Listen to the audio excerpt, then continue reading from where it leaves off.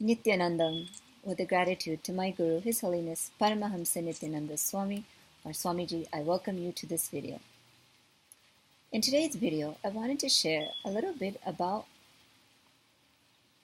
the concept of doing service to our society and having the right context about this. One of the things I learned after meeting Swamiji is what real service is. My whole life, I had been wondering and seeking for my purpose in life, and I very well knew that that purpose was intertwined with helping people. If I look back, I could see that at a very early age, the profession that fit me the most, or that I was wanting to be when I was growing up, was a doctor. And only simply because I knew a doctor helps people feel better, helps people recover, helps people get better. But as the reality of college and schooling hit me, the taste for that seemed less appealing. And to be honest, I don't think I knew enough about the path to becoming a doctor, or perhaps I would have chosen that. But despite that, even when I got a business degree and was doing the business jobs, I knew those were unfulfilling roles for me.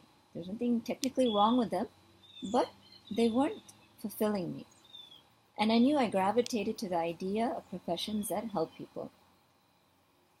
So it is a natural inclination, I feel, for many of us, if not all of us, to want to do something that makes other people, puts them in a better position in society, makes them happy, gives them the resources they need to succeed in life. But one thing I learned, something deeper, is that to really help people, you first have to be helped. The context and the space with which you do any act is very important.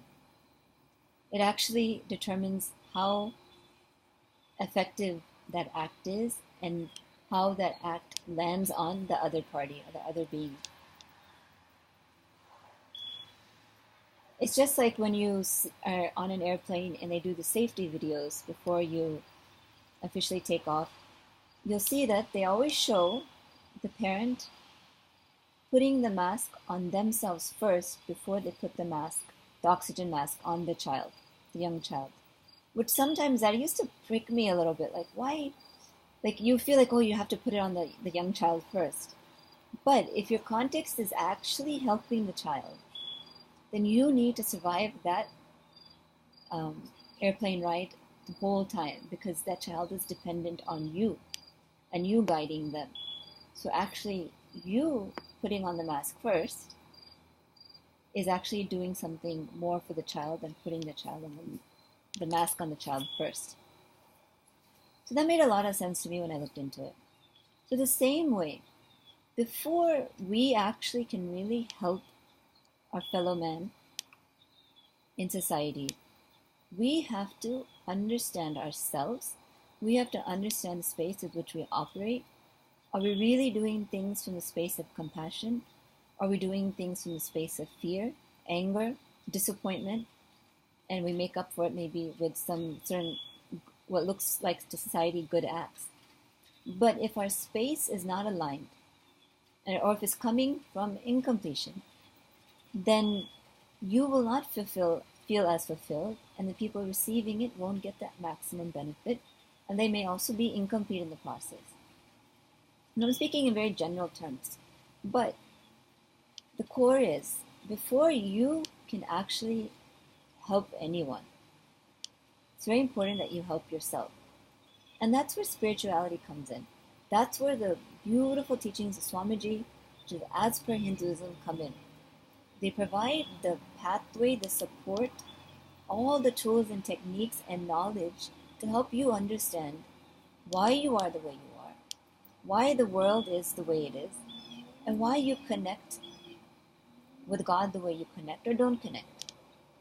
And when you have this clarity, when you have this understanding, you'll be operating from a space from pure consciousness, not from any incompletion about yourself, about the world, or God. You'll be giving your full listening to the causes, to the people that you want to help, and you'll be giving the right solutions, because that listening, that compassion which comes from consciousness, is what really makes a difference. Because anything that comes from consciousness can only help people. And Swamiji actually, there's a passage in the Living Enlightenment book. I will actually put a link to it. It's a free download. Refer to the page number. There's so many passages like this in the Living Enlightenment book by Swamiji. You can just flip to any page and you'll find a gem, and you'll feel like he's talking exactly to you. So this understanding comes from the space of enlightenment, the space that Swamiji carries. From that space, we really understand what it is to help people.